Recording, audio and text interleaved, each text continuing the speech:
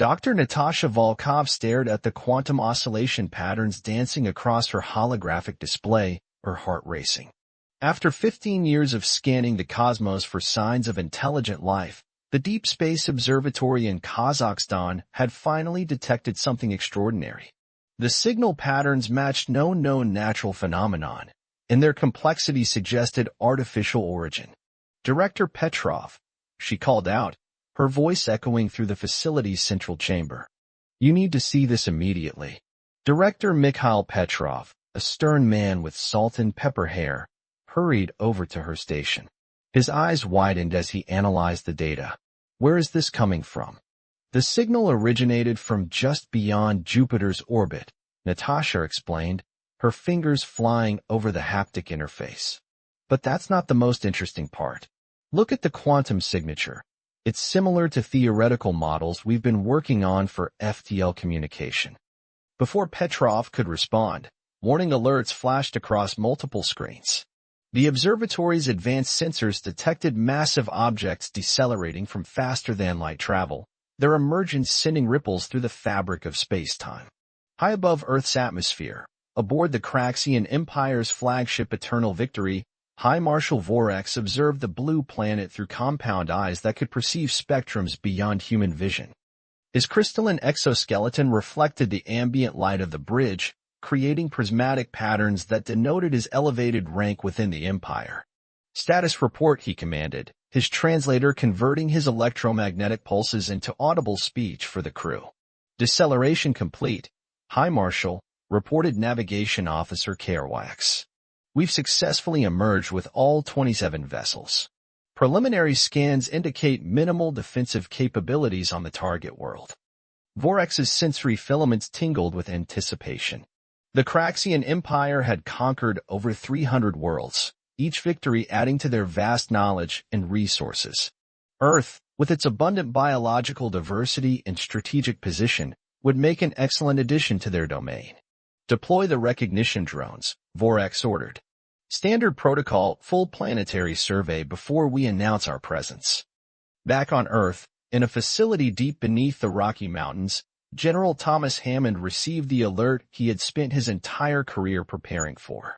The Sentinel program, Earth's secret space defense initiative, had detected the alien vessels. "Status of Project Aurora?" he asked, addressing the assembled command staff in the underground war room. Colonel Diana Rodriguez, head of Special Operations, stepped forward. "All 6 orbital platforms are fully operational, sir. The stealth field has kept them hidden from conventional detection methods. The VSS Artemis and her battle group are on standby in lunar orbit." Hammond nodded grimly. For 50 years, humanity had maintained the illusion of primitive space capability while secretly developing technologies reverse-engineered from recovered alien artifacts. The Sentinel program commanded a fleet of advanced warships and weapons that the public never knew existed. "What about the quantum shield network?" Hammond inquired. "Dr. Volkov's latest upgrades are integrated and functioning perfectly," Rodriguez confirmed. "If they try to use any form of quantum-based weapons, they're in for a surprise." In orbit, the Craxian recognition drones encountered something unexpected. Their quantum sensors detected anomalous energy signatures that shouldn't exist in a pre-spacefaring civilization. Before they could relay this information back to the fleet, Earth's defensive systems activated. Streams of concentrated plasma erupted from seemingly empty space, destroying several drones instantly. The others attempted to engage their quantum shields, only to find their systems disrupted by precisely calculated interference patterns. On the Eternal Victory, Vorex received the dramatic shift in tactical data with disbelief. "Impossible," he muttered, his crystalline form pulsing with agitation. "Their technology, they've been hiding their true capabilities." "High Marshal," called out Science Officer Mix, "we're detecting multiple vessels emerging from behind their moon. Energy signatures suggest advanced propulsion and weapons systems." Vorex's mandibles clicked in frustration. This was supposed to be a routine conquest, but instead, they had stumbled into a confrontation with a civilization far more advanced than initial surveys suggested. He had to make a choice: retreat and reassess, or commit to full engagement and risked the Empire's first major defeat in centuries. In the Kazakhstan Observatory, Natasha watched the unfolding space battle through advanced sensors. Her years of work on quantum field theory had contributed to Earth's defensive capabilities, but she knew this was just the beginning. The real question wasn't whether humanity could fight back. It was whether they could survive the full might of an interstellar empire.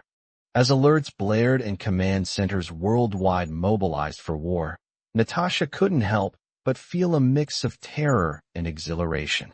Humanity had prepared for this moment in secret for decades, and now they would finally discover if it had been enough.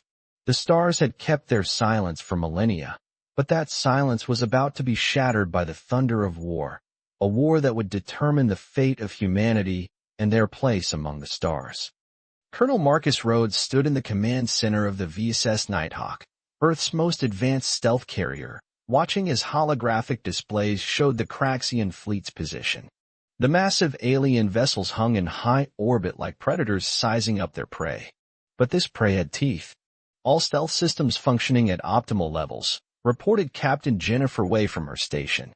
Her fingers danced across the neural interface controls, adjusting the quantum camouflage fields that kept the Nighthawk and its complement of fighters hidden from alien sensors.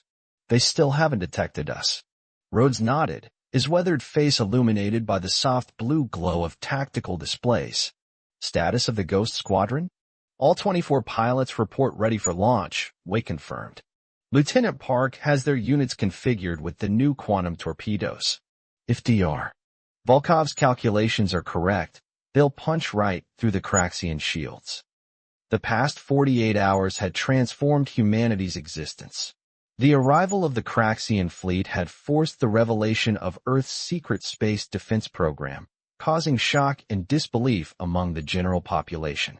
But there was no time for lengthy explanations or political debates. The enemy was at their doorstep.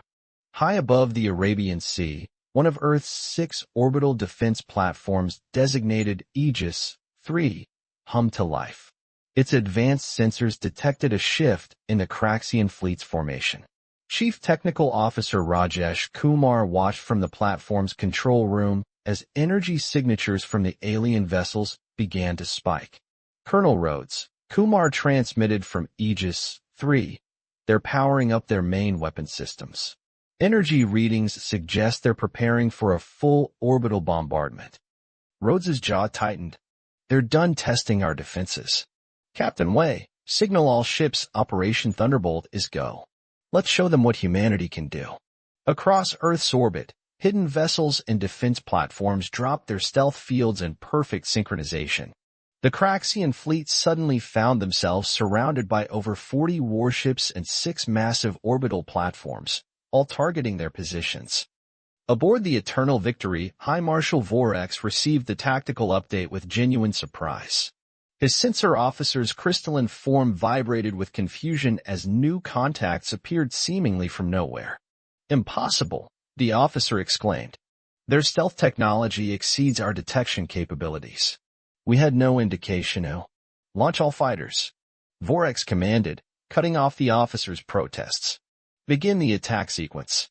We will not be intimidated by these deceptions. Space lit up with energy weapons as the battle began. The Craxian fleet launched waves of crystalline fighters, their forms resembling deadly shards of glass as they streaked toward Earth's defenders.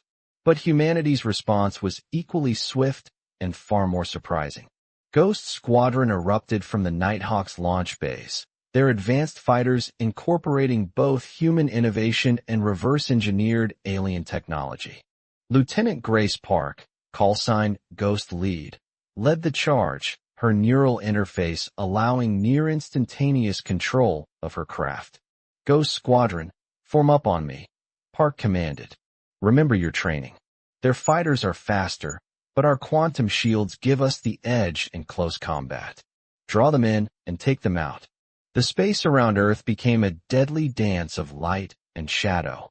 Craxian energy beams splashed against quantum shields while Earth's fighters demonstrated combat maneuvers that should have been impossible for such a primitive species. Captain Wei monitored the battle from the Nighthawk's tactical station, coordinating with the orbital platforms. Aegis network is fully charged, Colonel. Ready to initiate the quantum disruption field on your command. Rhodes watched as the Craxian fleet pressed their attack, their overconfidence leading them exactly where Earth's defenders wanted them. Wait for it, he ordered, timing the trap perfectly. Let them commit their forces. Now. The 6 Aegis platforms activated simultaneously, generating an interlocking network of quantum fields that played havoc with Craxian technology. Their crystal-based computing systems faltered, shields fluctuated, and weapon systems misfired as the carefully calculated interference patterns took effect. All ships, execute attack pattern Delta, Rhodes commanded. Concentrate fire on their command ships. Don't let them adapt to the disruption field. The Nighthawk and its sister ships surged forward, launching salvos of quantum torpedoes. The weapons phased through the weakened Craxian shields, detonating against crystalline hulls with devastating effect. 3 enemy capital ships shattered under the assault, their fragments glittering like stars. High Marshal Vorex watched in growing horror as his fleet's technological superiority crumbled in the face of humanity's carefully planned defense. How, he demanded, his translator struggling to convey his mix of rage and disbelief. How did they develop these capabilities without our knowledge? The answer, of course, was decades of preparation, reverse engineering, and the determination of a species that refused to be conquered. Humanity had played the long game, maintaining a facade of technological inferiority while secretly preparing for this very moment. As the battle reached its crescendo, Colonel Rhodes received an urgent transmission from Earth Command. General Hammond's voice crackled through the quantum comm. Colonel, our long-range sensors detect Craxian reinforcements entering the system. We've bloodied their nose, but the real fight is about to begin. Rhodes exchanged glances with Captain Wei, both knowing that while they had won this first major engagement, the war was far from over. Understood, Command. Ghost Squadron has depleted half their quantum torpedoes, and the Aegis platforms will need time to recharge. Then we'll have to get creative, Wei suggested, already formulating new battle strategies. The Craxians clearly underestimated us once. Perhaps we can use that to our advantage again. As the remains of the first Craxian assault retreated to regroup with their reinforcements, Earth's defenders prepared for the next phase of the battle. They had revealed their hidden shield, but now they needed something more to survive what was coming. They needed a miracle. Lieutenant Kinzo Tanaka crouched in the shadowy maintenance tunnel of the Craxian mothership Sovereign Dominion, his quantum phase armor allowing him to exist slightly out of sync with normal space-time. Beside him, Dr. Aisha Patel monitored her portable quantum scanner, its holographic display showing the complex energy patterns flowing through the alien vessel's crystalline architecture. The phase shift is holding, Aisha whispered, though their neural comms made verbal communication unnecessary. But we've got 15 minutes at most before the crystals realign and detect our presence. Kinzo nodded, checking his team's positions through his neural interface. The 6 members of Shadow Team were scattered throughout the massive ship's vital systems, each carrying a portion of Dr. Patel's experimental quantum destabilizer. Their mission: sabotage the Craxian fleet from within and extract vital intelligence about their technology. Shadow 2, status? Kinzo subvocalized. In position at the primary power matrix, replied Sergeant Maria Duarte. You won't believe this, Lieutenant. Their whole power system is based on quantum-entangled crystals. One disruption could cascade through the entire fleet. In the ship's central command sphere, High Marshal Vorex faced mounting pressure from the Craxian High Command. The holographic forms of the Imperial Council shimmered before him, their crystalline bodies reflecting their agitation through rapid color shifts. Your failure to subjugate this primitive world is unacceptable, declared Supreme Commander Xerax, his form pulsing with angry red frequencies. You assured us they possessed no significant defensive capabilities. They concealed their true technological level, Vorex argued. Somehow they've developed quantum manipulation technologies that rival our own. but with the reinforcement fleet. The reinforcement fleet will be commanded by Science Director Xilax. Xerax interrupted. Your tactical approach has proven inadequate. Perhaps a more scientific perspective is required. Vorex's sensory filaments bristled at the implied insult, but before he could respond, alarms blared throughout the ship. Emergency containment fields snapped into place as quantum fluctuations were detected in multiple critical systems. Security breach, announced the ship's crystalline computing network. Unknown entities detected within the quantum substrate, attempting to isolate. Inside the ship's vast engineering section, Dr. Aisha Patel worked feverishly to interface her quantum destabilizer with the Craxian power systems. The device, developed from her groundbreaking research in quantum field manipulation, represented humanity's latest technological leap. These crystals, she muttered, fascinated despite the mission's urgency. They're not just technology, they're almost alive. The lattice structure adapts and learns. Doc, Kinzo warned, checking his tactical display, we've got incoming. They've detected the quantum fluctuations. Craxian security forces converged on their position, their crystalline armor gleaming under the emergency lights. But as they approached, something unexpected happened. One of the senior security officers, Subcommander Lyrics, ordered his forces to hold their fire. Wait, Lyrics commanded, his translator converting his electromagnetic speech. These humans, they understand the sacred crystals. Perhaps the prophecy. Kinzo and Aisha exchanged confused glances. Before they could react, Lyrics approached slowly, his weapons powered down. We have waited generations for this, Lyrics said. Not all Craxians believe in the Empire's path of conquest. Some of us remember the old ways, when we were seekers of knowledge, not dominion. Meanwhile, in high orbit around Earth, the reinforcement fleet emerged from quantum space. Science Director Xilax, her crystalline form more elaborate and delicate than the military commanders, assumed control of the Craxian forces. High Marshal Vorex's brutish tactics have failed, she announced to the fleet. These humans have demonstrated remarkable quantum engineering skills. Imagine what we could learn from them, after we correct their unfortunate tendency toward resistance.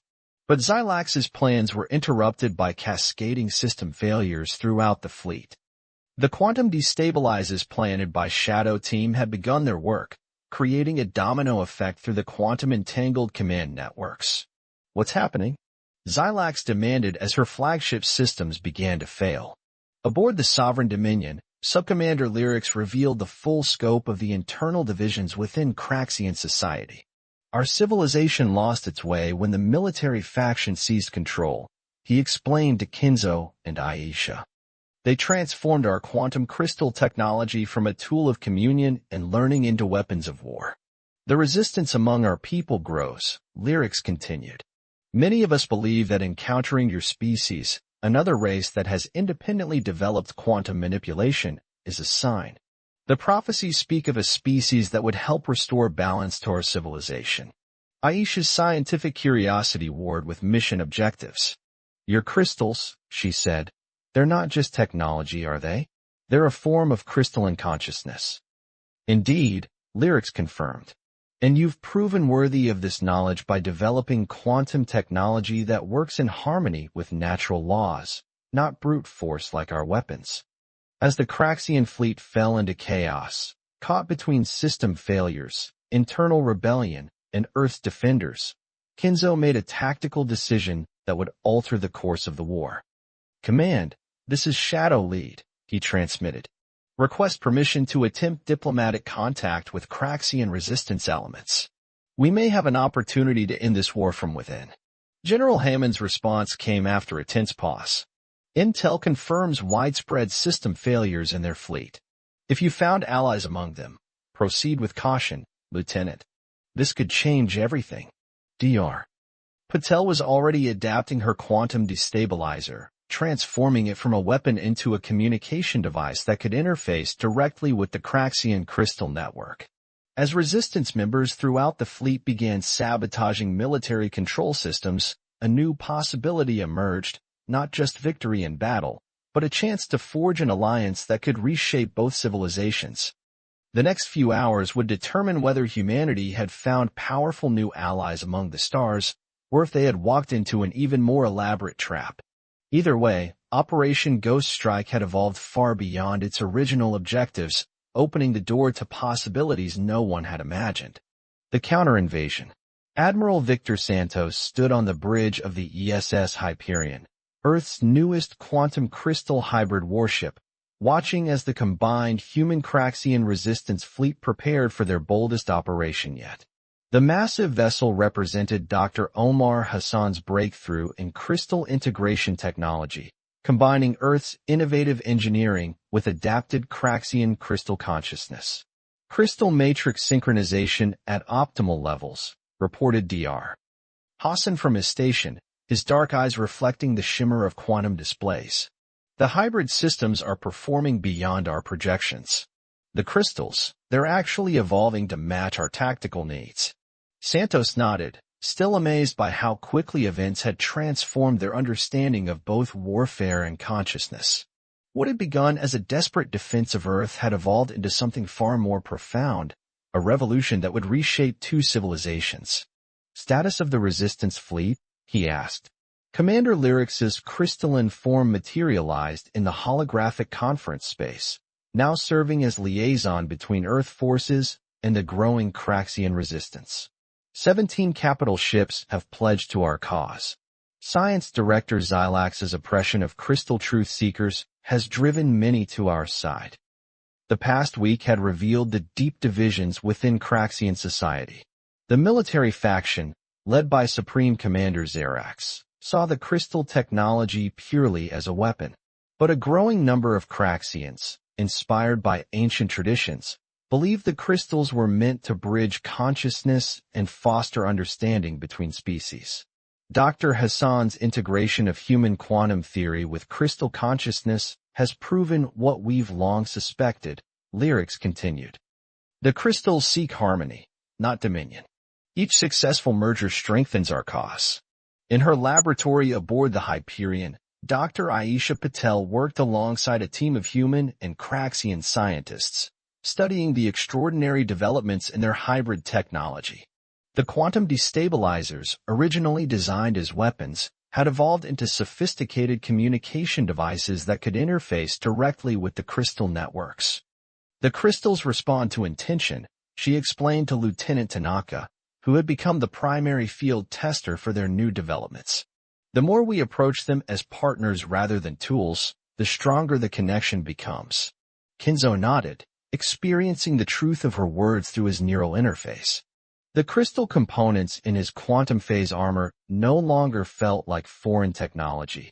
They had become an extension of his consciousness, enhancing his abilities in ways that traditional computing never could.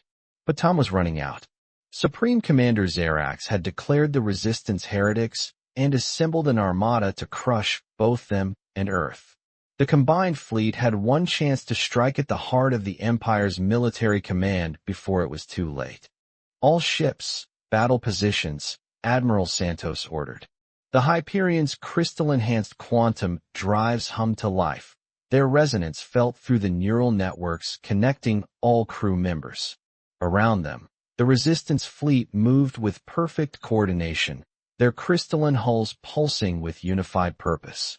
Dr. Hassan, initiate the quantum fold, Santos commanded.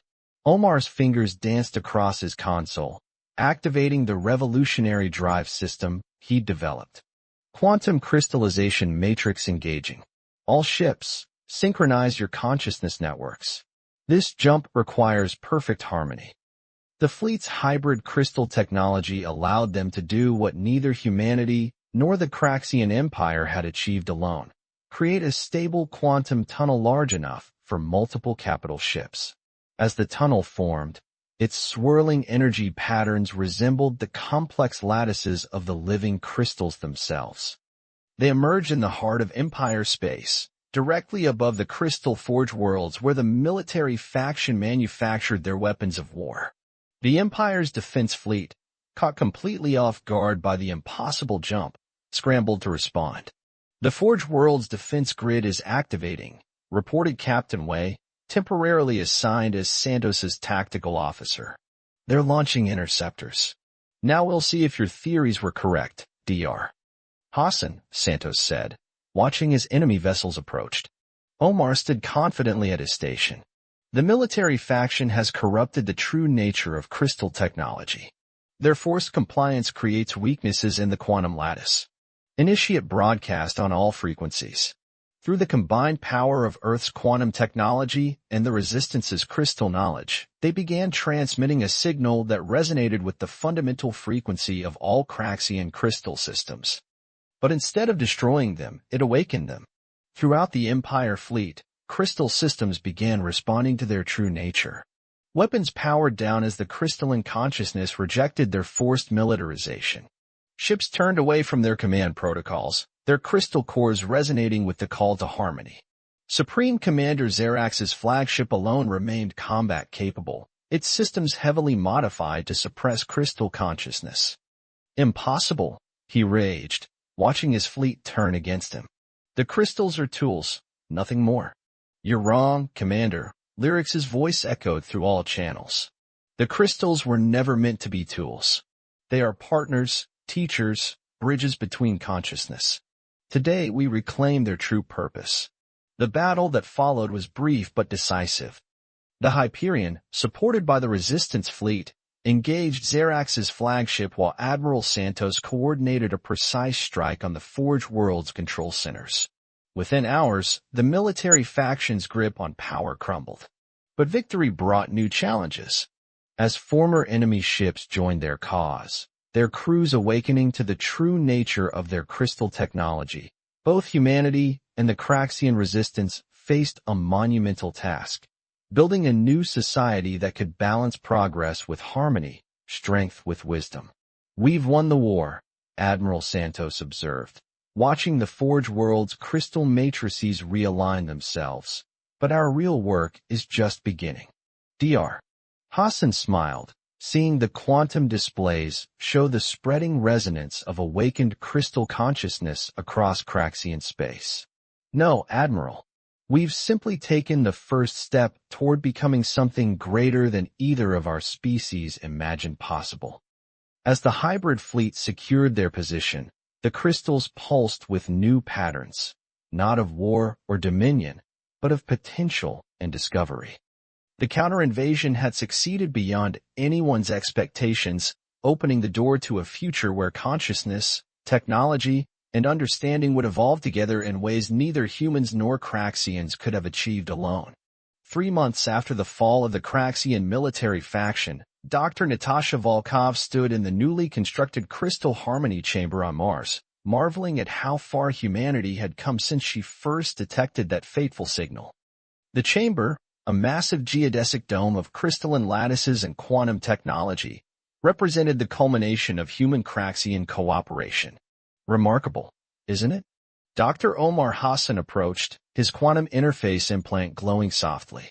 The same crystals that once powered their warships now formed the backbone of the most sophisticated communication network ever created. Natasha nodded, watching the intricate patterns of light dance through the crystal matrices. When I first detected their signal, I never imagined we'd end up here. We were so focused on defending ourselves, we almost missed the greater opportunity. The chamber hummed with activity as human and Craxian scientists worked side by side, their consciousness partially merged through the crystal network. Each breakthrough in understanding brought new possibilities for both species. But today's gathering was about more than scientific advancement.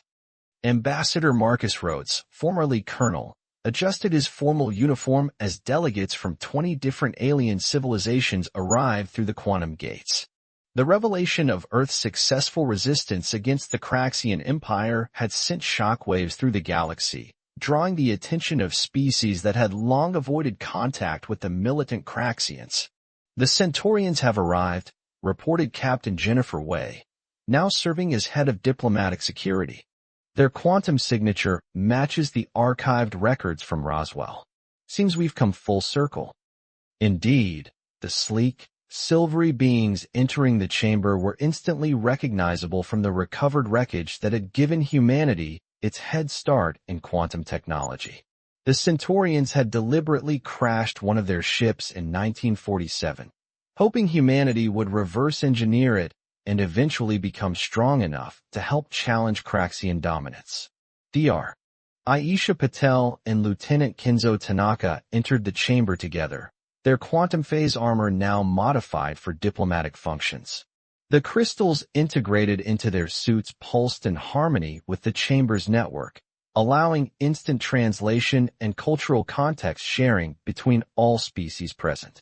The crystal consciousness network is stable, Aisha reported. We're ready to begin the ceremony.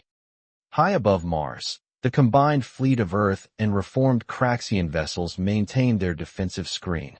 Admiral Victor Santos, aboard the ESS Hyperion, watched with pride as ships from the newly arriving civilizations joined the formation. Each vessel contributed its own unique quantum signature to the crystal network, creating a symphony of consciousness that spanned the solar system. In the chamber, Subcommander Lyrics, now first speaker of the reformed Craxian consensus, stepped onto the central platform. His crystalline form had evolved since embracing the true nature of his species' technology, becoming more translucent and harmoniously structured. For 10,000 years, the Craxian Empire enforced unity through dominion, Lyrics began, his words simultaneously translated and contextually enhanced by the crystal network. We forgot the ancient wisdom. True strength comes not from conquest, but from the harmony of diverse consciousness working together. Dr. Natasha Volkov joined him on the platform, representing Earth. Humanity's greatest strength was never our weapons or our secrecy, she added. It was our ability to adapt, to learn, and to recognize potential allies even in the midst of conflict. Together, they activated the central crystal matrix. The chamber filled with a brilliant light as quantum fields merged, creating a permanent link between all participating civilizations. The Galactic Concordat was born, not an empire ruled by force, but a network of cultures connected through understanding and shared consciousness. The Centaurian delegate, a being of liquid metallic form, shared its own revelation. We have watched and waited for centuries, seeding various worlds with our technology, hoping to find species that could help break the cycle of conquest. In humanity, we found not just resistance to domination, but the capacity to transform conflict into cooperation. Dr. Omar Hassan's quantum displays showed the expanding network as more civilizations connected to the crystal consciousness. The crystal technology was never meant to be just a tool or weapon, he explained.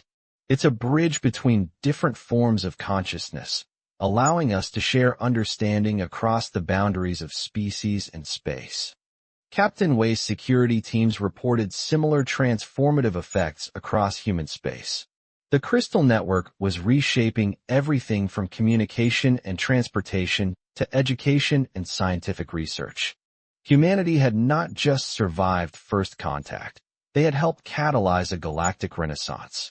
Later that evening, as the formal ceremonies concluded, Dr. Volkov stood with her colleagues in the chamber's observation dome, watching the 3 moons of Mars set against a sky filled with the ships of a dozen species. So what's next? Asked Lieutenant Tanaka, his quantum phase armor resonating with the curious excitement shared through the crystal network. Dr. Patel smiled, her hands dancing through holographic data streams.